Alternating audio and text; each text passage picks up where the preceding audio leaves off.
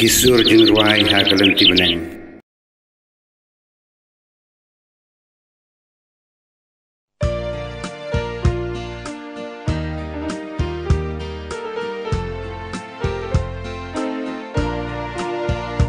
Atrai ngamlong ubabit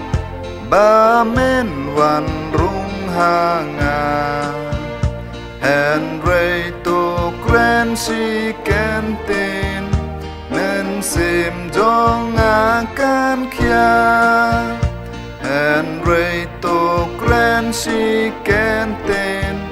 men sim jong akan kia Daging snyorit ya mitrai bai men sim jonga hala do nun ngan wan priang ngan isarong thala hala do nun ngan wan priang ngan isarong thala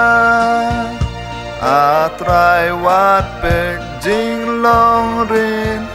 Jong nga ukun batlon Henry hapodo nudwan Pelaki jing lanon Henry hapodo nudwan Pelaki jing lanon